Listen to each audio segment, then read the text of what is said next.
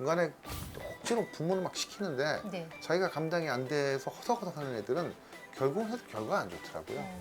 그러니까 공부하는 게 재밌고 그러면 이게 학습 시간도 감당이 되고 과제도 해오고 이런 학생들이 결국은 나중에 봐도 잘해요. 근데 그런 데 대해서는 너무 생각들을 좀 어머님들이 등한시하시는 분들이 있는 것 같아요. 대기자 TV 올림피아드를 준비하는 친구들이 가장 많이 희망하는 학교가 아무래도 영재학교 아니면 그렇죠. 과학고일 것 같습니다. 네. 그래서 영재학고, 과학고의 입시 트렌드에 대해서 좀 말씀을 듣고 싶은데요. 네. 최근에 뭐 경향이라든지 예. 뭐 경쟁률이라든지 입시 전형들은 어떤 특징이 있는지 간략하게 좀 소개해 주시면 감사하겠습니다. 영재학교하고 과학고는 조금 많이 달라요. 예. 영재학교는 지금까지는 이게 법령에 의해서 설립된 학교이기 때문에 선발할 수 있는 권한이나 제도 자체가 법적으로 보장이 돼 있어요. 근데 과학고는 그냥 특목고의 하나이기 때문에 입시제도는 언제든지 마음대로 바꿀 수가 있어요. 근데 영재학교는 좀 다르고 전국 단위 선발이 가능하죠. 그래서 지금까지 제가 맨날 하는 얘기 중에 하나인데 영재학교가 대한민국에서 유일하게 학생들을 뽑을 때 지필시험을 볼 수 있는 학교예요. 대학도 지금 지필시험을 못 보잖아요. 예. 본고사 못 보게 돼 있고 어떤 교육기관도 못 보게 돼 있는데 영재학교는 영재성 판별시험이라는 것을 통해서 지필시험을 보거든요. 예. 그래서 가장 이제 영재학교를 갈 때 영재학교에서 가장 어려운 시험, 왜 영재학교를 가는데 공부를 오래 해야 되느냐? 이 지필시험 패스 때문에 그래요. 그러니까 3단계로 돼 있는데 첫 번째는 서류 전형으로 서류를 심사를 하고요. 1단계가. 1단계요. 예. 그래서 서류 심사를 통과한 친구들을 모아서 영재성 판별시험이라고 하루 종일 시험 봐요. 수학과학을. 그리고 거기서 1.5배수 정도를 선발을 해서 마지막에 캠프라고 해서 가서 3차 전형. 네, 3차전에서 실험도 하고 면접도 하고 발표도 시켜보고 뭐 그룹 토의도 시켜보고 그래갖고 마지막에 선발을 하는데 실제로 변별이나 당락은 2차 영재성 판별시험에서 결정된다라고 보시면 돼요. 왜냐하면 이거를 합산을 해서 평가를 하니까 2차 시험에서 성적이 앞서 뭐 1.5배수가 됐어도 선두에서 합격한 애랑 1.5배수로 끝에 달랑달랑 합격한 친구랑 3차 가서 그 차이가 극복이 되느냐 그거 힘들다는 거죠. 그러니까 거의 어느 정도 당락이 결정되어 예. 있네요. 근데 판별시험이 결정되고요. 예. 과학고는 예전에는 그 특별 전형으로 해서 뭐 아까 말씀드린 것처럼 올림피아드 성적 우수한 친구들을 먼저 선발을 해요. 우선 선발. 뭐 금상을 받았다가 우선 선발했는데 그걸 없애버렸죠. 예.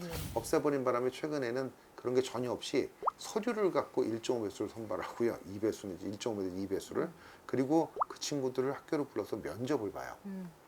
면접이 말이 면접이지 면접 시간은 15분인가 그렇고요. 대기 시간이 한 2, 30분 돼요. 그럼 대기를 무슨 오래 하느냐? 시험이에요. 그러니까 시험지를 주는 거예요. 네. 그리고 그걸 이제 지필을 못하게 돼 있으니까 그걸 갖고 면접관 앞에 가서 답을 얘기하라 그러면 답을 얘기하고 설명해보라고 설명하고 그렇게 하는 거예요. 그러니까 수학과학 시험을 보는데 그런 형식으로 본다. 그러면 어차피 지필 아니냐. 요즘 애매한 게 발표해서 답을 지필로 내질 않기 때문에 문제를 그렇게 어렵게 낼 수가 없어요. 그리고 계산하는 문제를 내질 않아요.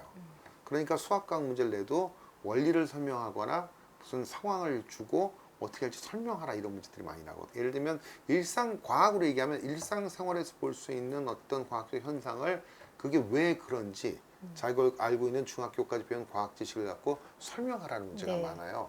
그러니까 그렇게 해서 과학권 선발을 하고요. 그리고 영재학교는 이제 지필이 중요하다고 그랬는데 문제가 되는 건 지금 올 하반기에 영재학교 입시 개편안을 발표하겠다고 그랬거든요. 그럼 어떻게 갈까 하는 건데 첫 번째 영재학교는 5월 달에 지필 시험을 봤었고 그 선발을 7월까지 다 끝냈었어요. 올해는 캠프까지 조금 해서. 코로나 때문에 변동이 있지만요. 네, 그거 예. 있지만 원래는 그리고 과학고는 11월 달에 전형을 해서 12월 초쯤에 합격자 발표하고 전형을 맞습니다. 끝냈거든요.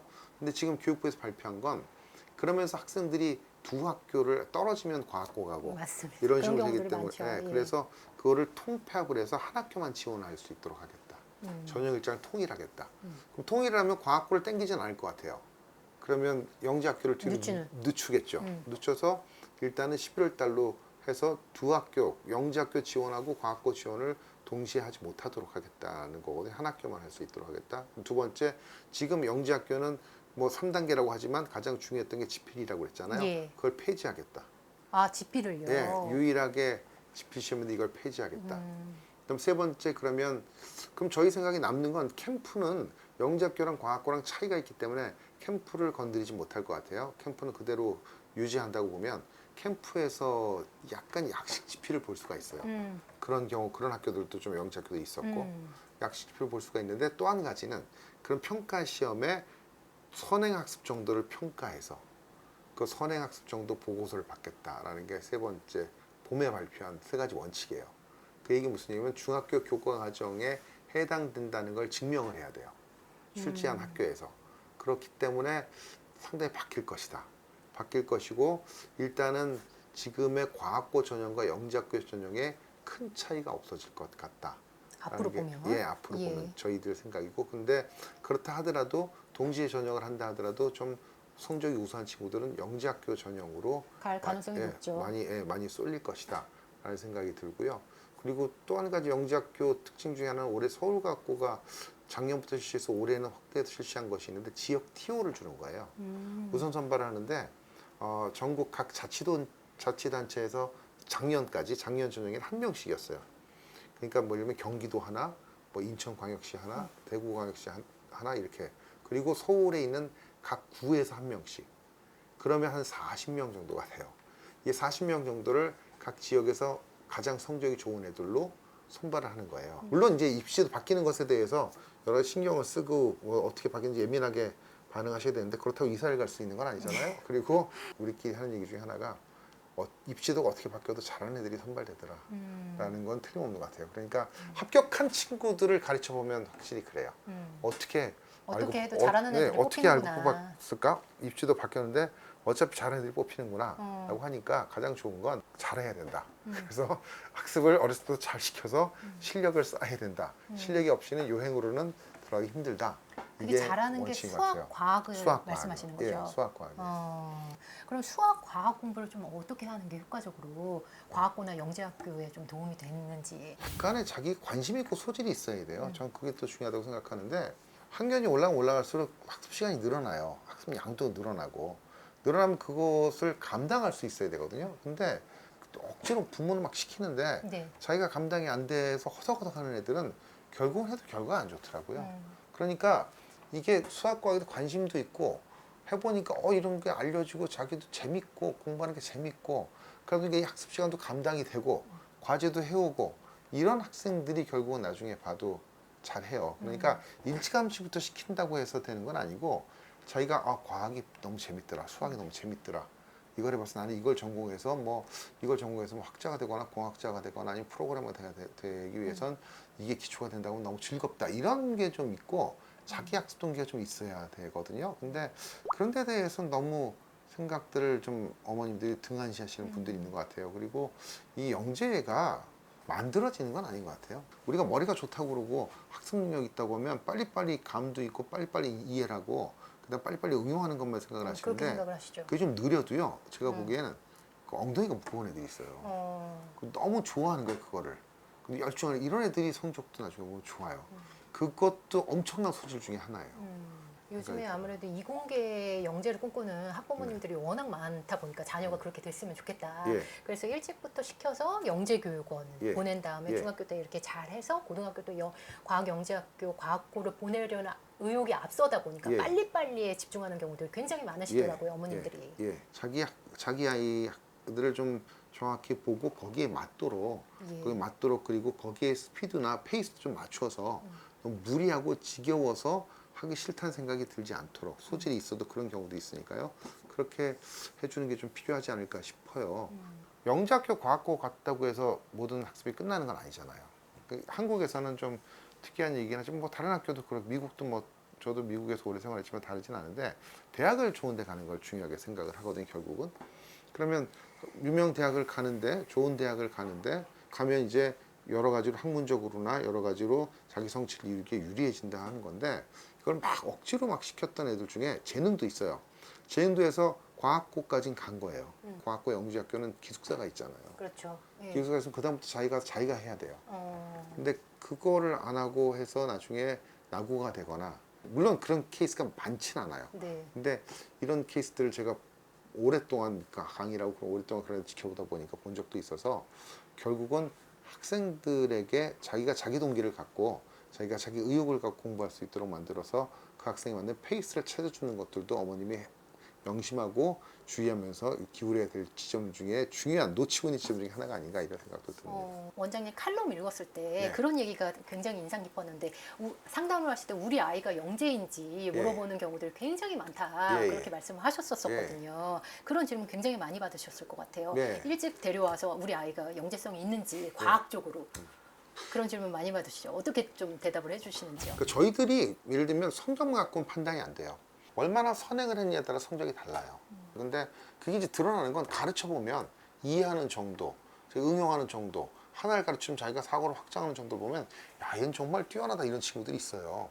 근데 전혀 무슨 말인지 얘가 많이 하고 왔다는데 알아듣지도 못하고 약간 쑥매이고 하나를 가르치면 하나밖에 모르고 처음 와서 영재인지 판별해 달라 하는 건 전혀 알 수가 없고요. 시험 성적만 갖고 그때 입반 테스트나 이런 거 갖고 영재다 아니다 소질이 있다 판단하는 것도 결국은 알 수는 없어요.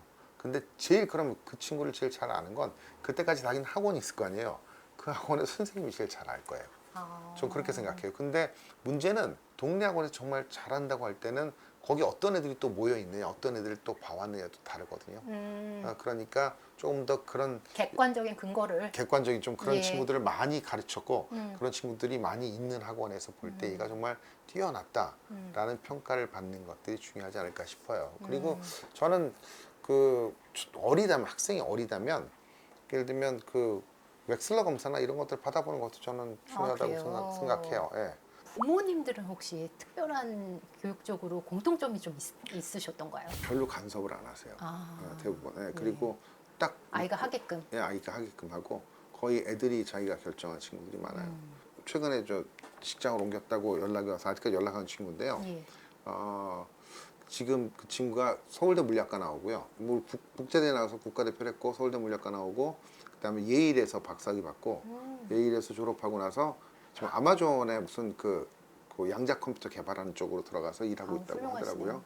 이 친구의 가장 중요한 특징 중에 하나는 재밌는 거는 초등학교 5학년 때 말에 우리 학원을 처음 왔거든요. 네. 그게 자기가 학원을 처음 간 거래요.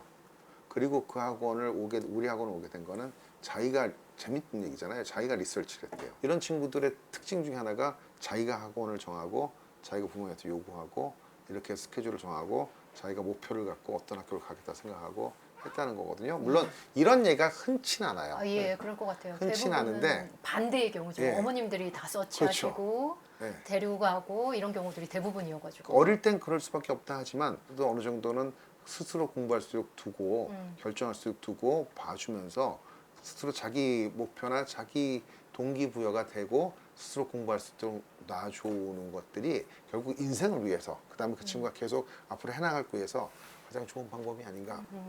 네, 오늘 원장님 말씀이 이공계 영재를 꿈꾸는 학생과 학부모들한테 많은 도움이 됐을 것 같고요. 혹시 끝으로 이공계 내 아이를 좀 이공계 영재를 키우고 싶다 예. 이런 부모님들한테 오늘 말씀해 주셨던 것 중에 놓친 포인트라든지 덧붙여서 하고 싶은 마지막 말씀으로 조언 들어보도록 하겠습니다. 그러니까 조급증을 좀 없애셨으면 좋겠어요. 조급증을 없애고 그 학생들에 대해서 좀 더 관심 있고 남들이 한다고 다 쫓아간다고 우리에게 다 맞는 건 아니거든요. 그 학생이 자기가 맞게 자기 스스로 그쵸? 재밌어서 즐거이 자기 동기를 공부할 수 있도록 격려해주고 응원해주고 그럴 수 있었으면 좋겠다는 말씀을 드리겠습니다. 네, 원장님 말씀 장시간 말씀 귀한 말씀 네, 감사합니다. 감사합니다.